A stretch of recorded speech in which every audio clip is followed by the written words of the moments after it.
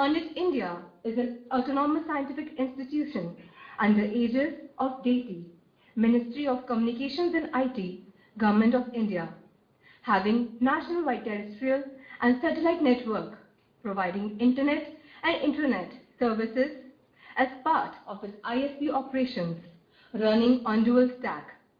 And it has done so from past more than half a decade. May I now request Shri Praveen Mishra, Additional Director, EarnIT, and Srimati Nirmal Marwa, Joint Director, EarnIT, to bring all our delegates to this dais and make this a very momentous day for all of us and especially for IPv6. Shri Thiru T.K. Ramachandran, IAS, Secretary, Information Technology, Tamil Nadu. Shri H.R. Mohan, President, Computer Society of India. Professor K.R. Srivatsan, Director, Chinmaya Institute of Technology, Kerala. Dr. Neena Pahuja, DG, EarnIT India.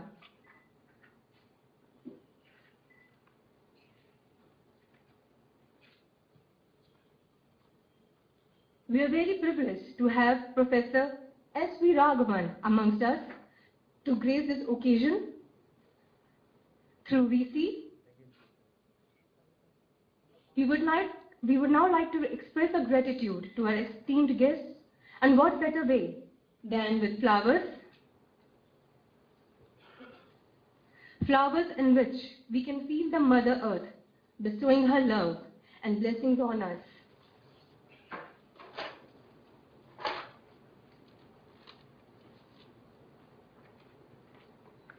I would now request Dr. Neena Pahuja, ma'am, to welcome Shri Thiru T.K. Ramachandran. Sir.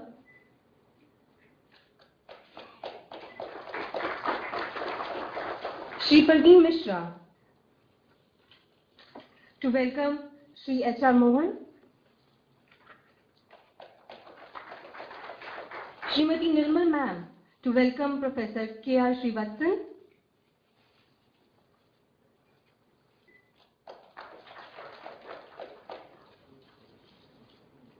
Friends, we all are gathered here today for IPv6 workshop.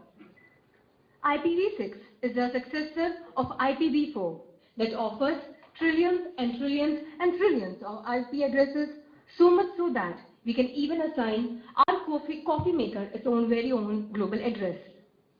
With the global explosion of internet and the exponential growth of IP-based devices, the need for more IP addresses was felt, and a new protocol, that is IPv6, was devised, taking into account the challenges the present V4 faces and the expectation and the promises the future of networking holds. Hence, IPv6 is truly the future of networking for the welfare of mankind. Now, I call upon Dr. Neena Pahuja, DG, EarnIT India, to welcome all of you. Dr. Neena Pahuja ma'am has EarnIT, which as a project brought internet to India. With extensive experience of over 28 years, which is of course even more than my age, she has undisputed prowess and experience of software development, consulting and healthcare.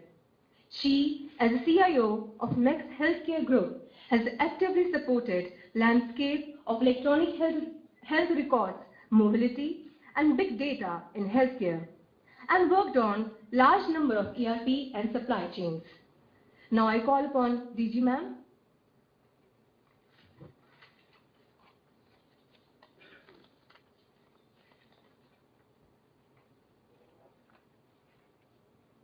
Thank you. Very good morning, ladies and gentlemen. I welcome our chief guest, Professor Raghavan, who's going to shortly join us on the VC. Principal Secretary, Mr. Ramachandran, Professor Srivatsan, who's been actually a guide for us, a mentor for EarnIT, Shri Mohan and Deepak, who's there, and delegates and media and everybody. IIT Madras is a beautiful campus. It's my first visit to IIT Madras campus. And I've possibly not seen such a beautiful green campus actually in my life. I am a IIT Delhi product. I think it's more of a, it's more of a kind of a city campus that we have in IIT Delhi, but IIT Madras campus, and I don't know, I think there are a lot of people from IIT Madras here. I think you people are all blessed to be in such a beautiful campus, green campus actually, and you're living within the nature. So I think I enjoyed my morning drive from the entry of this campus to this place, this auditorium. IPv6, I think this is a new buzzword that we're going to be talking about throughout the day today. It's great that we have this wonderful audience, and I see there are a lot of people who are also still registering, I think, for IPv6. So we'll have a little more audience also gathering here.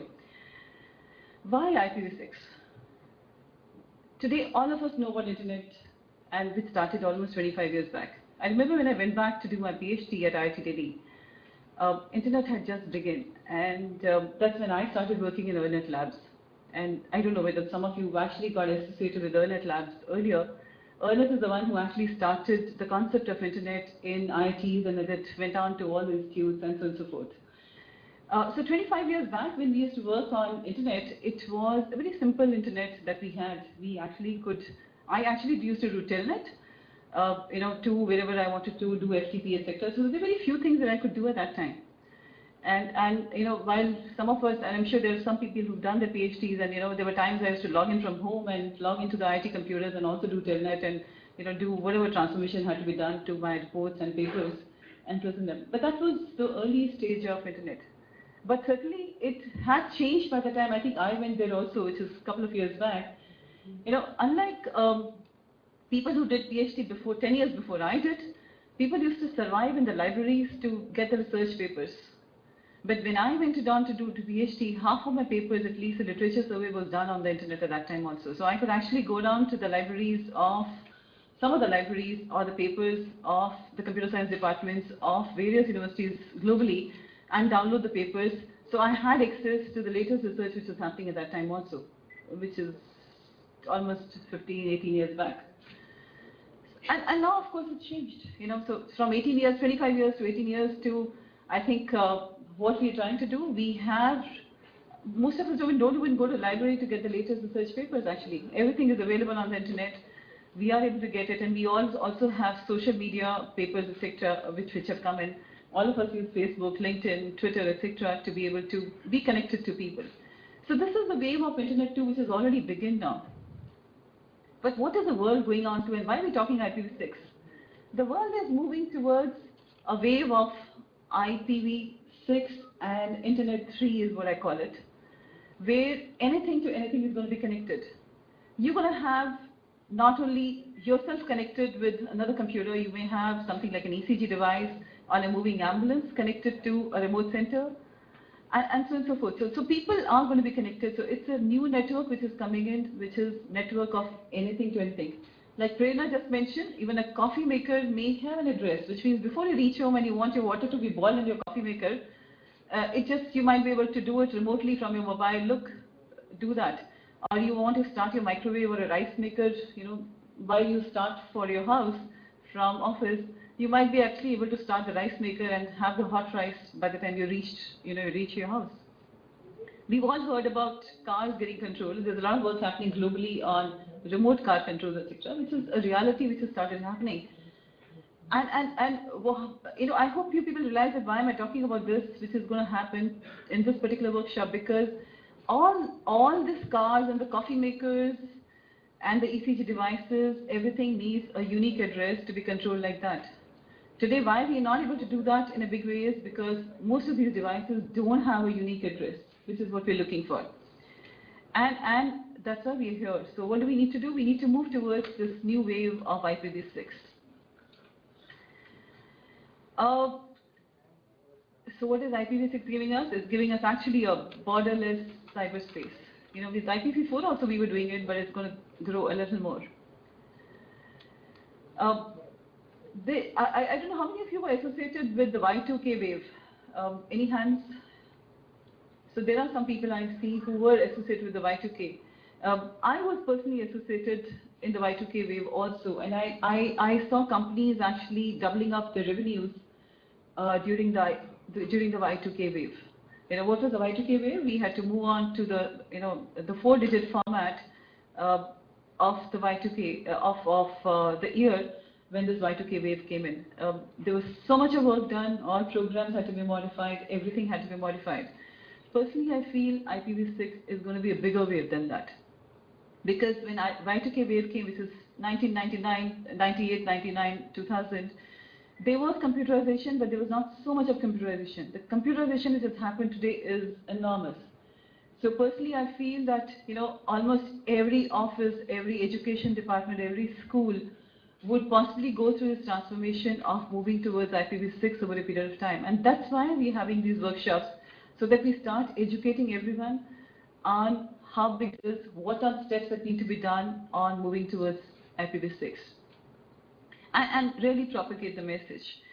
What is EarNet doing here? EarNet is actually, as was mentioned, is a nodal agency of DATE for IPv6 movement. We also have similar agencies as part of DOT, but as part of DIT, which is DATE, in fact, Department of Electronics and Information Technology, EarNet is doing this particular job.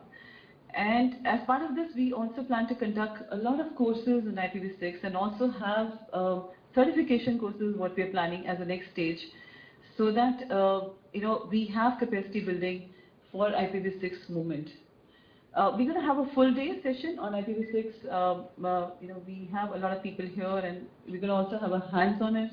I hope some of you are carrying a laptop to do that hands on also. That is planned during the day, which actually will give you a little concept of what you need to do there. Some of the things which I would urge you while you go on to the session of today is, it's not just about numbers. So you're not just moving an IPv4 number to an IPv6 number. There's more that needs to happen. Typically, some of the things that you really need to be bothering about is the information, the security part of it. When you move to IPv6 or a dual stack, which we'll talk about over a period of day to day, a lot of things will stop working. Because if there is any hard coding in an application, okay, of a IPv4 kind, that'll stop working because it needs to be moved, right? Also, your information security systems would need really a look at whether they are supporting the IPv6 kind of a setup or not. We are not saying we are moving completely to IPv6. We'll be moving towards a dual stack which has IPv4 and IPv6. But I really do some of the sessions that we planned in the next part, which is on information security and how it's going to impact you. Because it's not going to be this straightforward that you just change the number. Your all applications are going to change. So I think there is a lot that you all need to do to get onto this wave.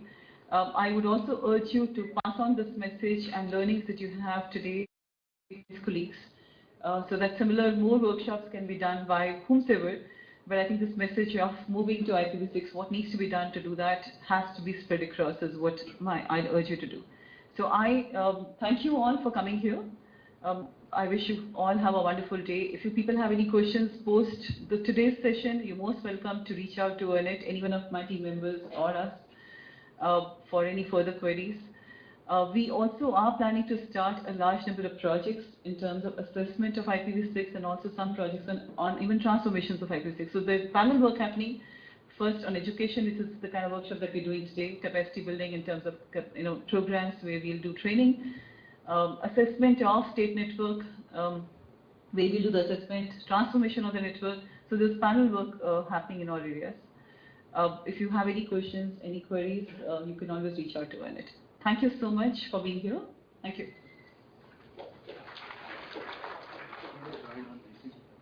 Okay, wonderful. So we have Professor Raghavan, who has joined us on VC. In this beautiful campus of IIT Madras, actually, Professor Raghavan doesn't need an introduction. I think people like us need an introduction. He doesn't need an introduction. He is the principal scientific advisor. He's scientific secretary, Office of Principal Scientific Advisor in Government of India. But I think more is that he has been a professor at IIT Madras, and I think almost everyone that I know of in IIT Madras recognizes and knows about Professor Raghavan. I welcome him on board. I think it's wonderful to have him here. And he's one person who's also helping us to drive this concept of IPv6. And he wanted this session at IIT Madras because I think he wants this happening, and people getting educated here. So welcome, sir. It's wonderful to have you on VC. We would have loved if you had joined us in person. We are really missing that, but great to have you on VC, sir. Thank you.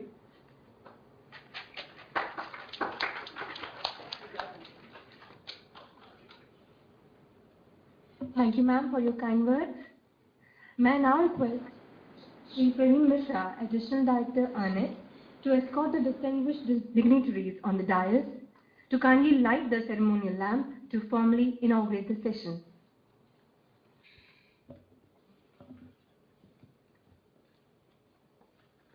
Light, the God's eldest daughter, gives of itself freely, filling all available space. It does not seek anything in return. It asks not whether you are friend or foe.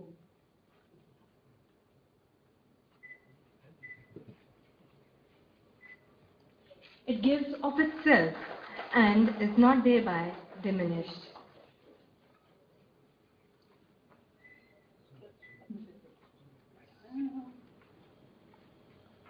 This is what we seek from this lamp.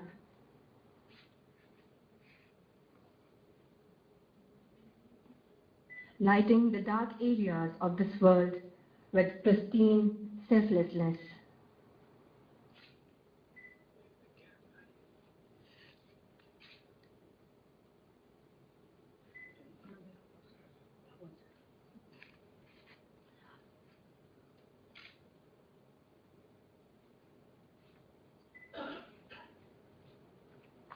This light shall also remove all the darkness from IPv4 and bring into light in the IPv6.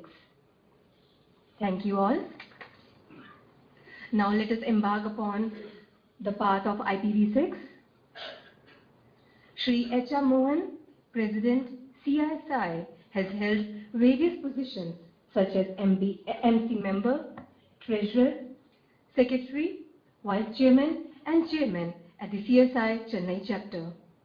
He chaired Publications Committee and currently is editor for Infoline, and is also editor for CSI e-newsletters and contributes monthly columns in CSI Communications.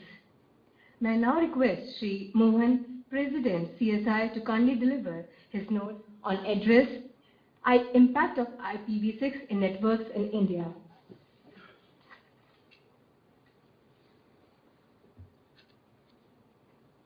Respected Secretary of IT, Government of Tamil Nadu, DG ARNET, Professor Srivatsan, Regional Director, of course Professor S.V. Raghavan, our mentor.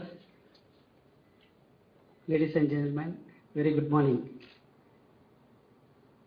IPv6, as DG ARNET was mentioning, though it sounds like a buzzword, it has been in existence for almost 14 years. But the seriousness of IPv6 has not been known to many people till 2011, when the IPv4 addresses are getting depleted so fast.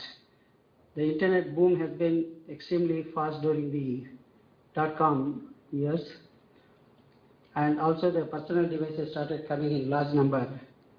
So obviously the addresses become sort of short in availability, and particularly the Asia Pacific region happens to lose its sort of the quota in terms of the IP addresses much earlier than the Western countries.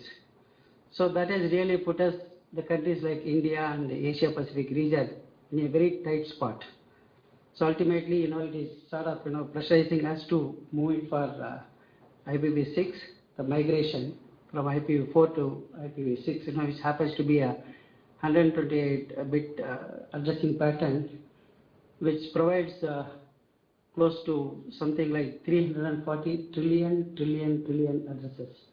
So in fact, I think you are mentioning about just trillion, so I just added that figure 340, so that it makes some sort of a quantity is known in advance. So the trend is sort of, there is no alternative except to go in for the migration.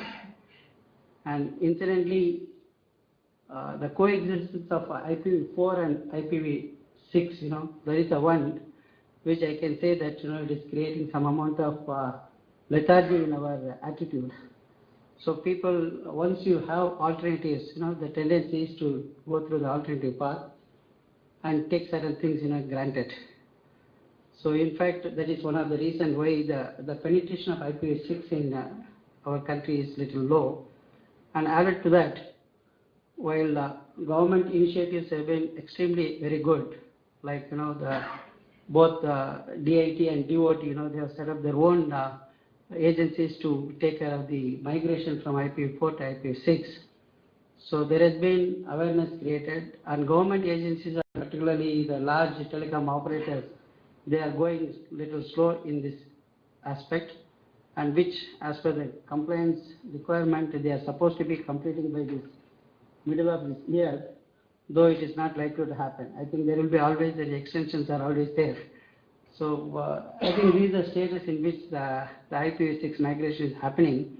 And added to that, one of the major chunk of users, the enterprises, which are also likely to be affected, they are also going a little slow.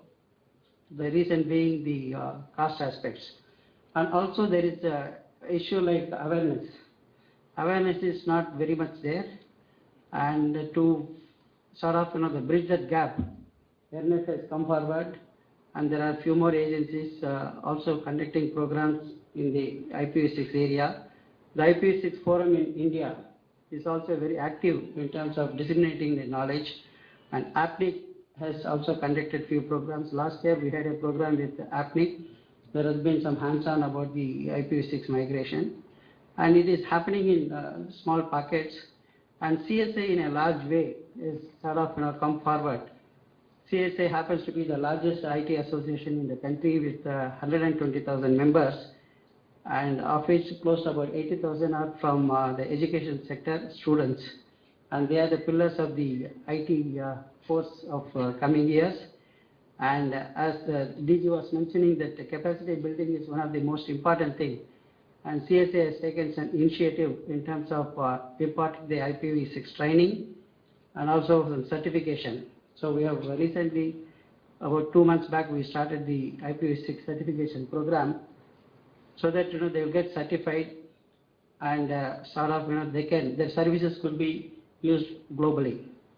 Again, the issue was OITK was discussed, so the opportunity is something close to OITK, and now with the advancements in the technology is happening, everything is becoming smart. Smart grid, smart city, smart car, almost everything is becoming smart, and Internet of Things are definitely there. And as per the Gartner study, close to about 50 billion devices are going to be connected through the internet. So which means that IP address requirement is ever growing, and there is only ways that we need to migrate from IPv4 to IPv6. So this is in mind. I think this type of programs are being organized, and I had a discussion with the DG in terms of the workshops, hands-on workshops, which happens to be in the afternoon, which is going to provide facilities only for 30 in number, though a large number of people are attending the awareness workshop. So I was requesting whether the CSI could also sort of participate in this journey of educating people on IPv6, so that there is a permanent setup for the hands-on workshop facilities made available at the IT Research Park at the ERNET Center, and CSI is just to sort of stroll through distance from ERNET Center, so both of us can work together and sort of bring the awareness and also make the people skillful in this area. Before I close my address, I would like to sort of inform the audience that one of the founders of the ERNET, which has been spearheading this project, Dr. S. Ramani, who happens to be our past president also. So he has been inducted into the Internet Hall of Fame in the Global Connector under the category, and this is mainly for his achievement and contribution in setting up the EarNet facilities and also bringing the internet to India. So let us all give a big hand for his achievement. And incidentally, he happens to be the first and only Indian to be included in the Internet Hall of Fame. Thank you.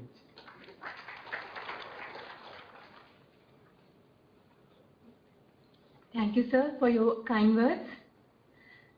Professor Srivatsan, one of the founder members of EarNet and who has been nominated in Internet Hall of Fame, of course needs no introduction. He is director for Chinmaya Institute of Technology, Kerala, and he has been very closely associated with India's developments in bringing and spreading Internet information technology and their applications to a wide range of socio-economically relevant and technologically advanced areas over past 30 years.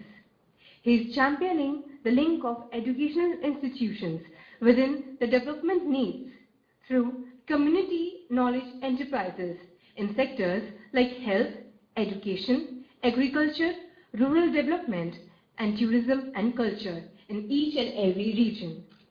Internet access via mobile has gained so much momentum in many parts of the world that sometimes the first screen seen by a child is the cell phone. Hence, I now request Srivatsan ji to address this note on IPv6 in educational institutes. Sir.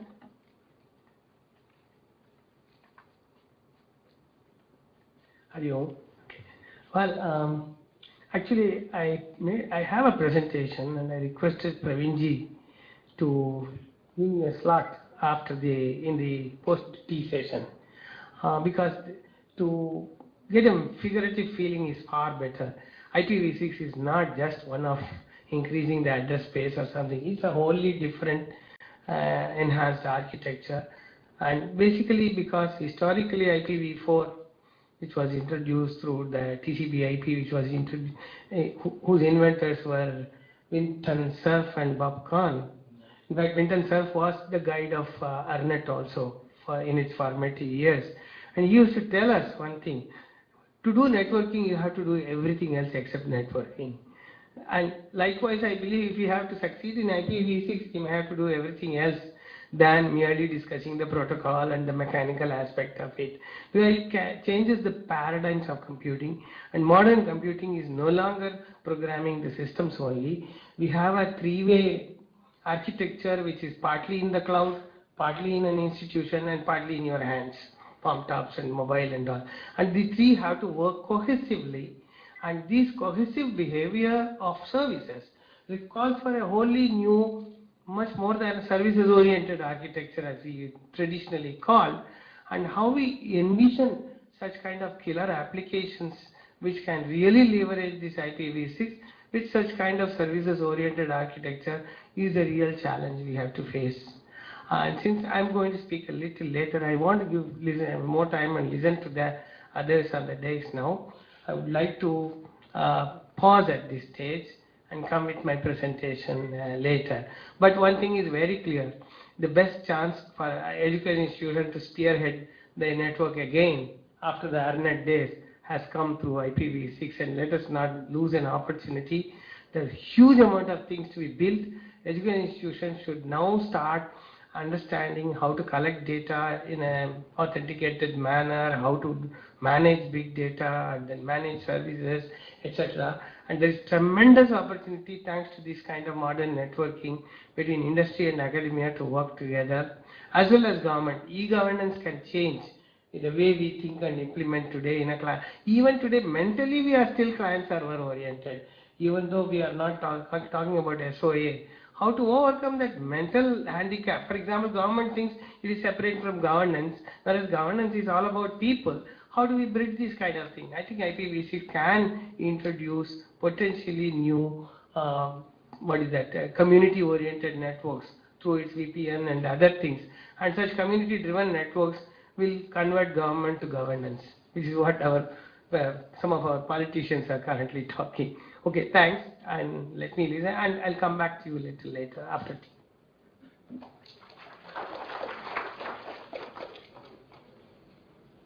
Thank you, sir. It is true that we need to convert government into governance. Now let's move on. Shri Thiru T.K. Ramachandran, IAS, Secretary, Information Technology, Tamil Nadu, has taken initiative to harness resources to use ICT tools to extend the benefits offered by government to the citizens and take Tamil Nadu to an incomparable position in the information technology sector in India. Hence, I call him upon stage to give address.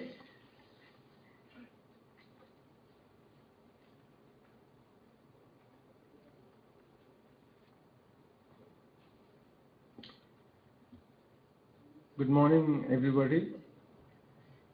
Professor Raghavan, Dr. Neena Pahuja, DG Ernet, all the other respected organizers and members on the dais, Dr. Srivatsan, and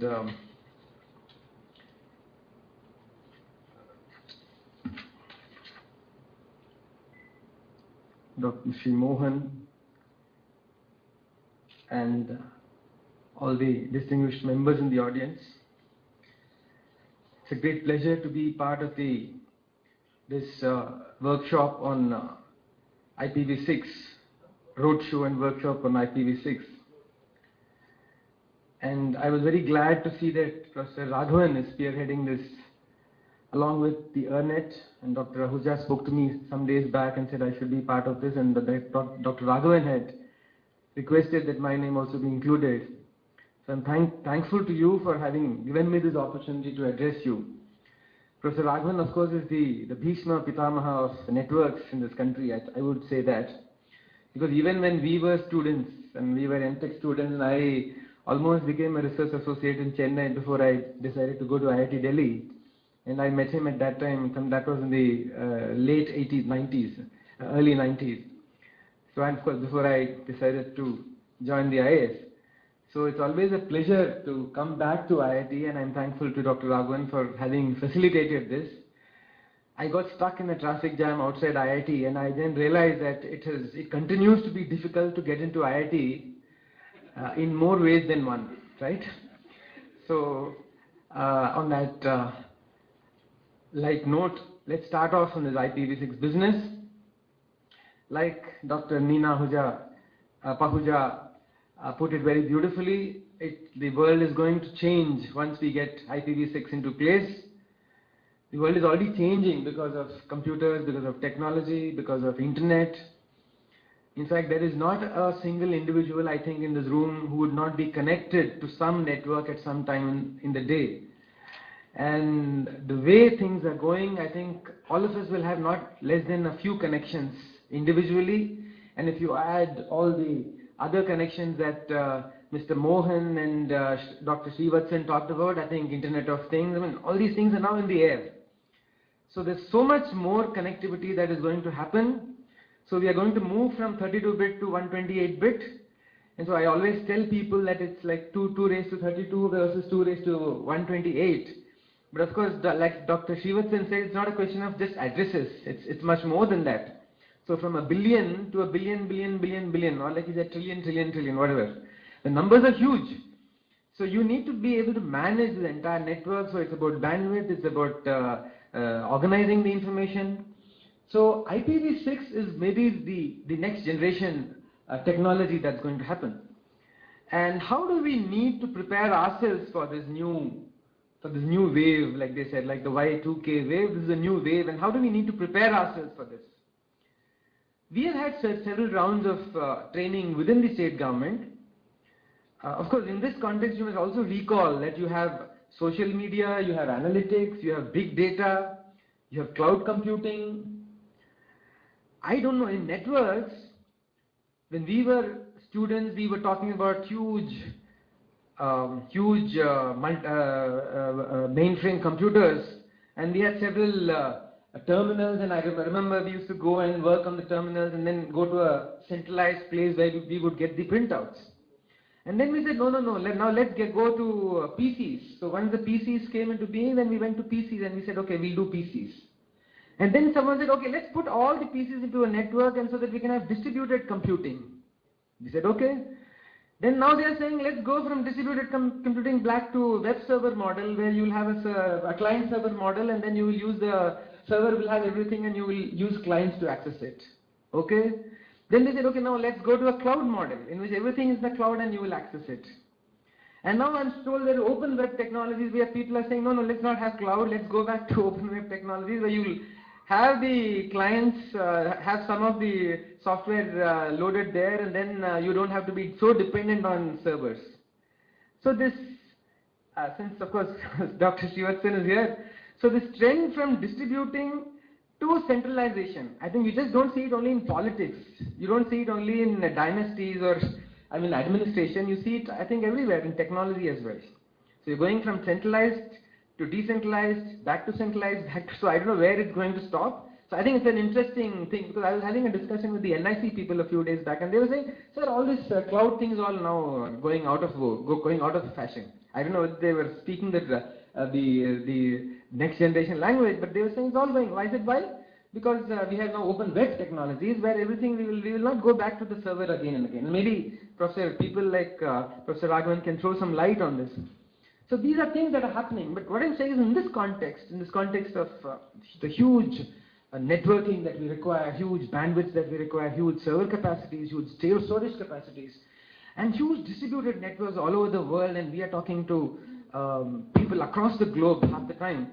So in this context, it becomes very important that you manage all these networks very well, and therefore, I think understanding, knowing, and getting yourself trained on IPv6 is going to become important.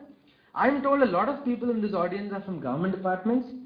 We did a couple of, the moment I joined about 6 months back as IT secretary, BSNL approached me and said we must do an IPv6 workshop. So we have had several rounds of workshops. I'm glad to tell you that at least in the state government we've had several rounds of workshops, and in each of these workshops we've had the BSNL people coming in and telling us what we need to do.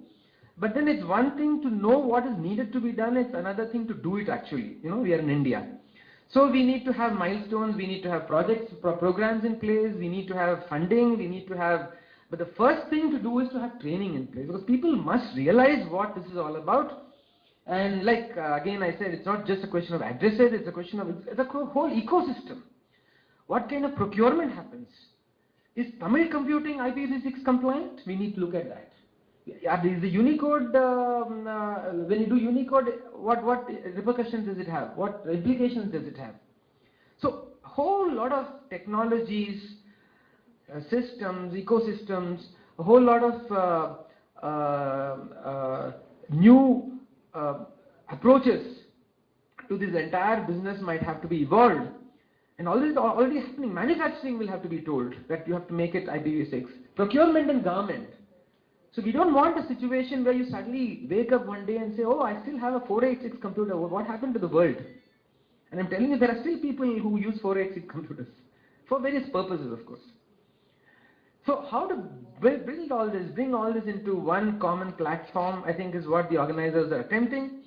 I'm very glad to be, as I said, part of this roadshow, because I think several more of these roadshows need to be conducted. And EARNet, again, EARNet is a pioneer in many ways. Even internet was pioneered, I think, in India by EARNet. And the IITs, of course, IITians view the world is just two-dimensional. Those who have passed JEE and who have not passed JEE. So the IITs continue to have their elitist tag, intellectual elitism, and that tag should help them to go into the fields where most people fear to tread, and that is what will keep us in good stead, and they will give us the best research, the best foot forward. We can put forward our best foot only through the help of the IITs and the technically qualified, huge technically qualified manpower that they have.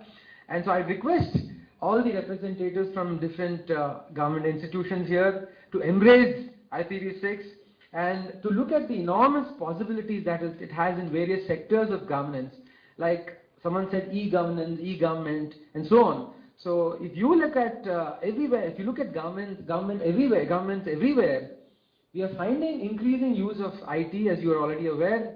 every single sphere is being touched by IT, and governance is no exception. So whether it is accessing government services through the network, whether it's making payments, utility payments through the network, or like we are going in, recently the government has announced in the budget that we are going to have a common service center in each of the 12,000 villages, panchayats in this state. We are also going to have 200 common service centers in Chennai. We are going to have common service centers all over Tamil Nadu in all the municipal areas and the corporations. So in each of these centers, when you have this kind of facility for accessing government sites and government services, all through IT, the role of IT is going to become very, very important, and a lot of government services can be delivered through IT, as you're already aware, as you're all aware, and therefore I would exhort you to take this IPv6 very seriously and be able to tell whichever departmental head you are called upon to advise. Tell them about the importance of IPv6 and the need to get onto the IPv6 bandwagon as quickly and as efficiently as possible without further loss of time, and to put it into all your standard operating procedures, whether it's procurement or whether it's training or whether it's networking or whether it's using computers. In whichever field you are, you must stress the importance of IPv6 within your organization. So I would request the organizers to keep this the momentum going and ensure that many such workshops are conducted throughout the country and for many other departments, and so I'd like to congratulate them and as well as wish them the best success in their future endeavors. Thank you again for giving me this opportunity.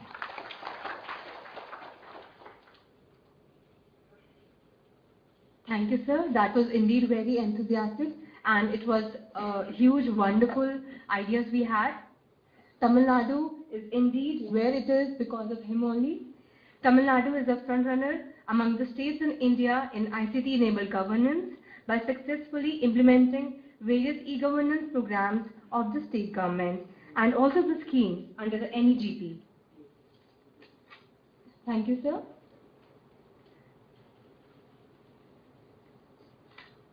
Now I request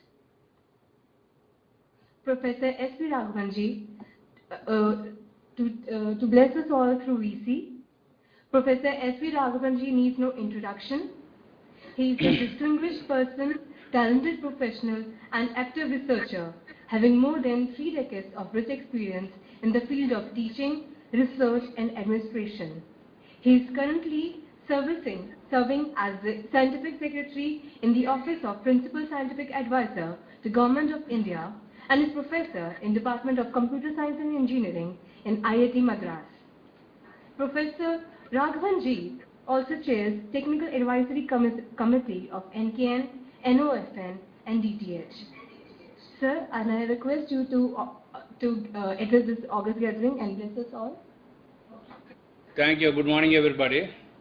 It's a pleasure to join ERNET at IIT Madras along with CSI, institutions which I have been associated with for several decades. The previous speakers mentioned many things about IPv6. In fact, the primary property that hits you when you talk about IPv6 is its ability to scale from a fairly small size to very big size. Of course, the requirement for scaling was elaborated extensively by Ms. Nina Pahuja, and I'm sure the talks that follow this session will elaborate on that further. I was impressed by one advertisement which I saw recently. I keep seeing it these days. This ad is by, I think, a telephone company, MTS or something, about a child which is born in the internet age. How many of you have seen this ad? It's raising very many, yeah. It uses 3 devices as it was born.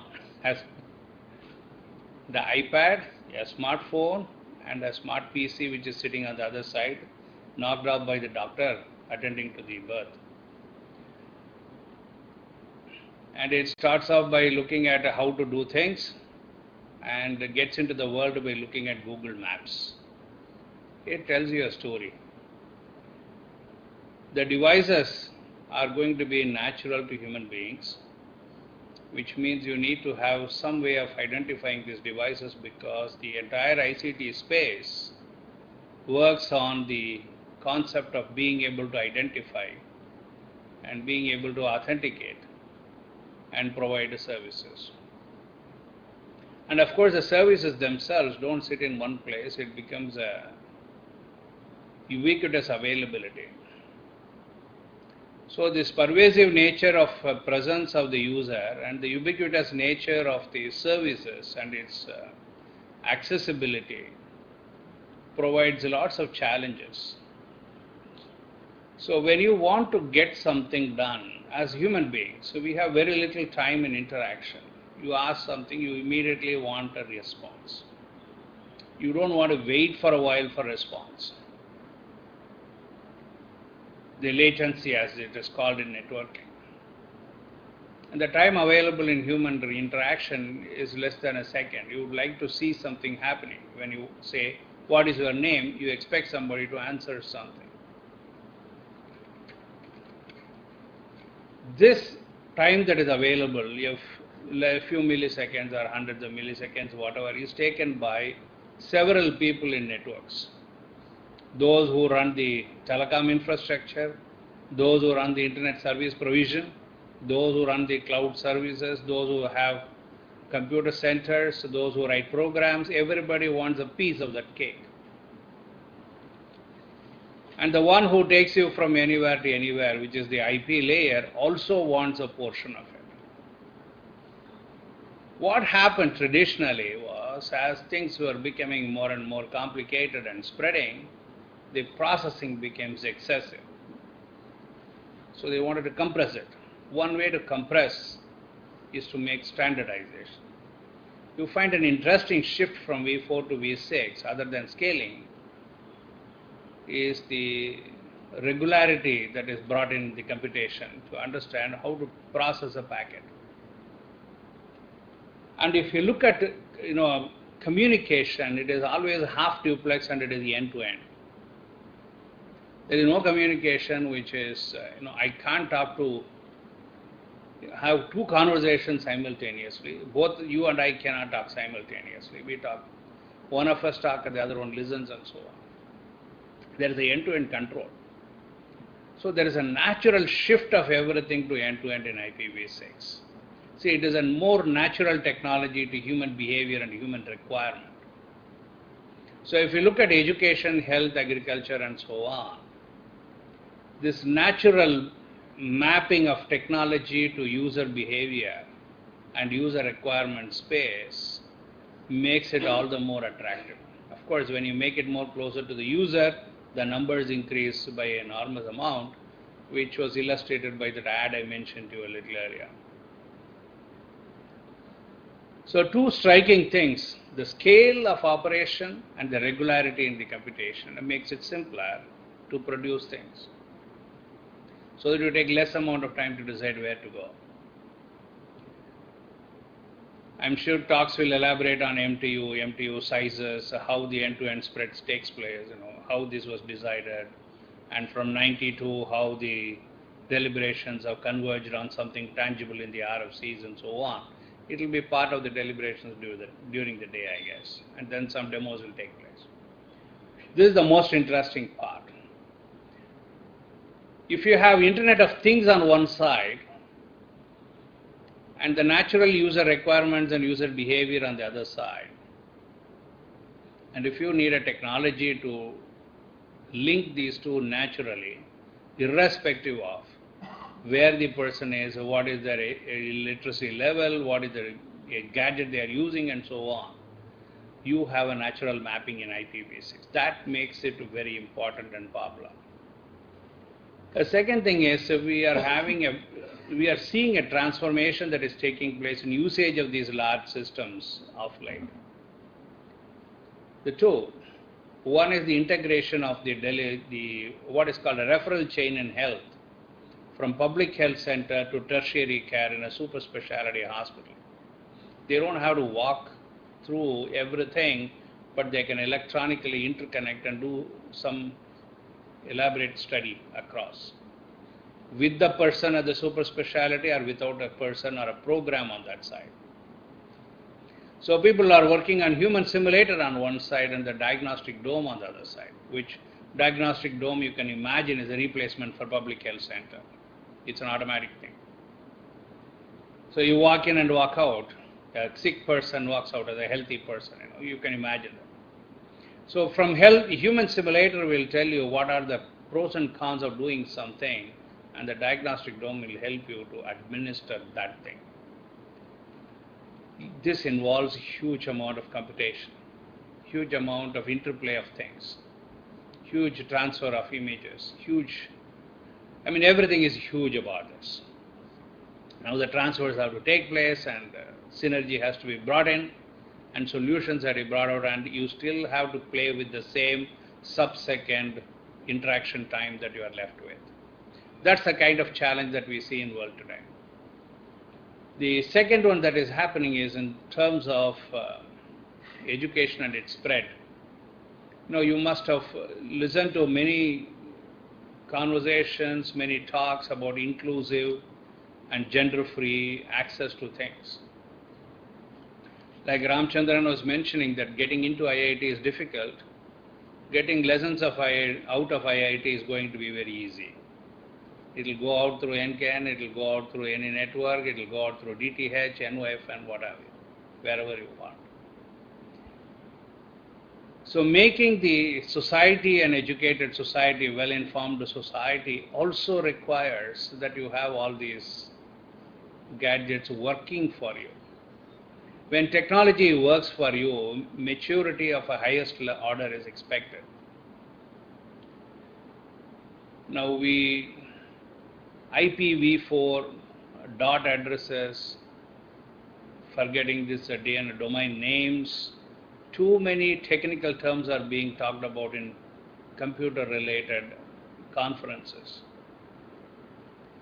We must reach a level where we shift it to saying, I'm looking at solution to the problem. Like today, if I go to buy a car, I talk about the convenience of using the car and driving the car, and not about engine efficiency and the like. I shift the whole technology discussion to cost of affording it. So I ask for a car where I can open the door and walk out after a head-on collision. I should be willing to pay 1 crore of rupees. If I'm willing to take the risk, I pay 1 lakh or 2. Both will take me places. This technology is on the maturity level where it goes from going places to the highest level of maturity that is possible. And this is an infrastructure. The entire IPv6 that we talk about is an infrastructure. Infrastructure has to be reliable, available, and robust. If these three are not there, nobody is going to have their life depend on it. So coming from this side, people want to use it. The usage has spread enormously, and there is expectation. And this infrastructure has to become reliable, available, and robust.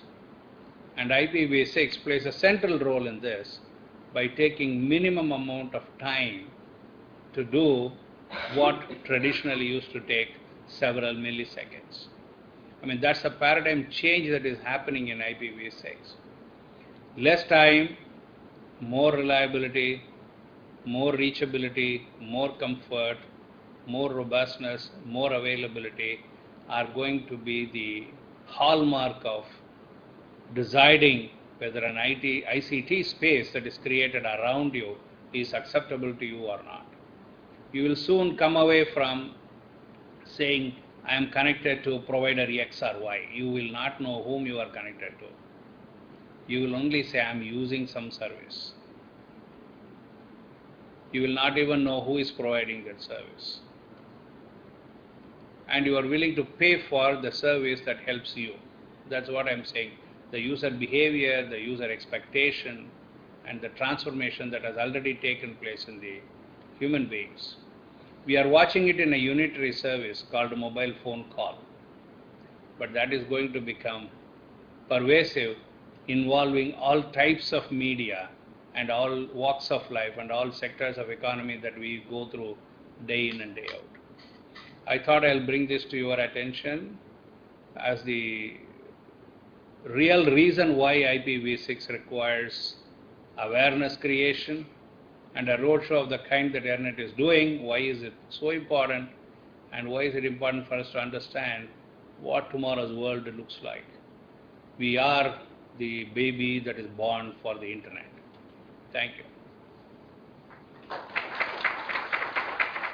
Thank you, sir. It was really very enthusiastic. Now I call upon Shri Praveen Mishra, Additional Director, EarNet India, to kindly deliver the vote of thanks. Mr. Praveen Mishra has more than 18 years of experience in security audit, new technologies integration and strategic alliance, infrastructure management, cloud and virtual technologies, and has been very closely involved in countries' IPv6 initiatives. Now I call upon Sir to address us all.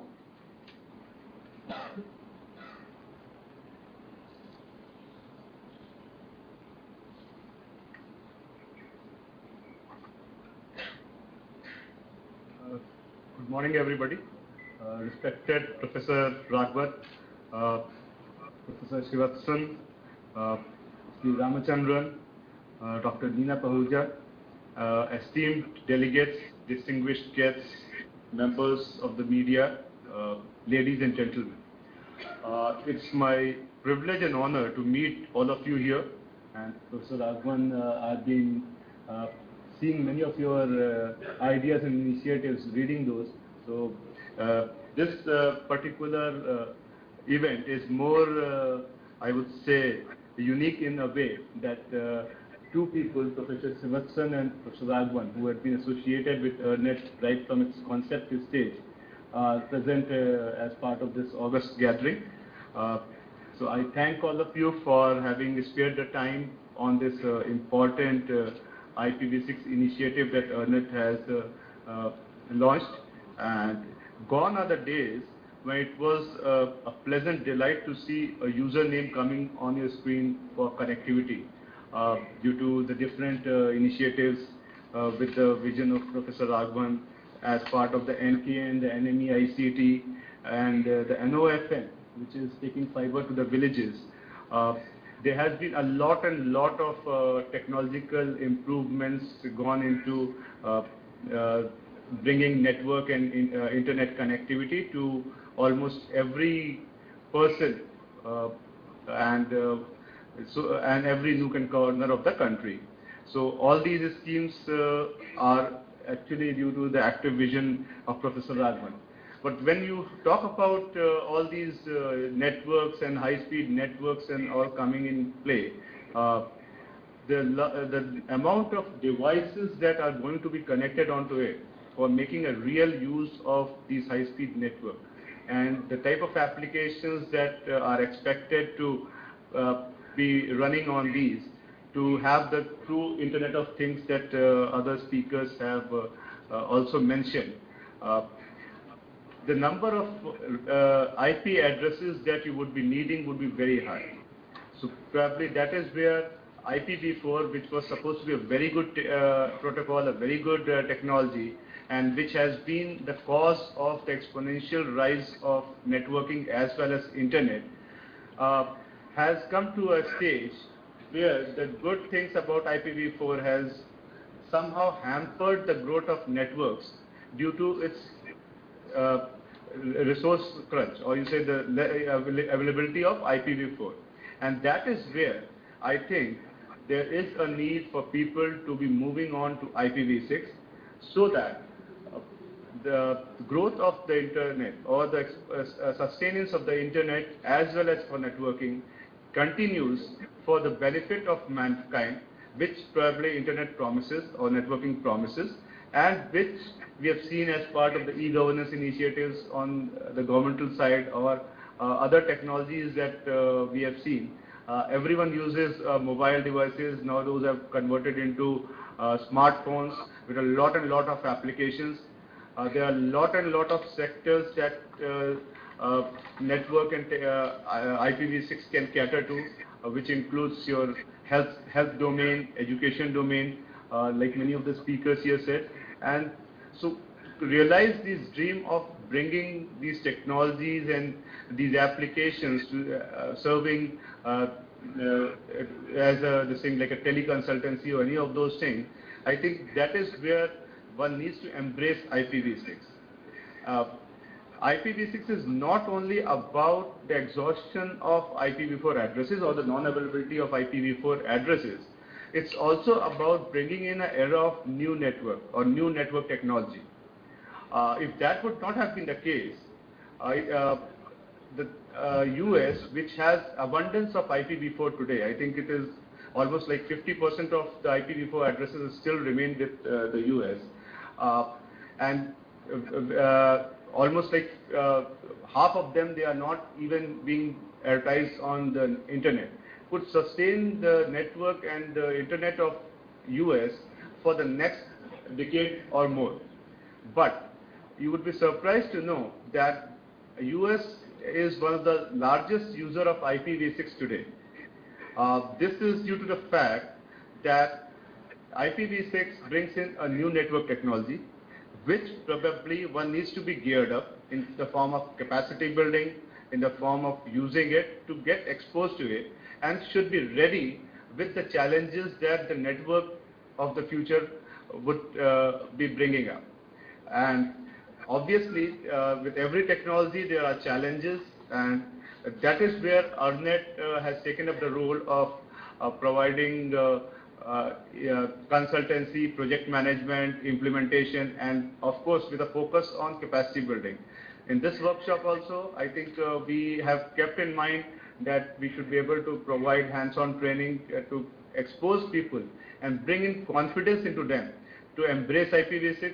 And when they go back into their organizations, they should be able to motivate others to the use of IPv6. With these words, I would like to thank all the participants here, and especially my team here who had been working overtime to see that probably the event goes off well, and IPv6 promotion and propagation, people are motivated to use it. Thank you all very much for being here, and my special thanks to Wipro who had been supporting this event out here. Thank you very much.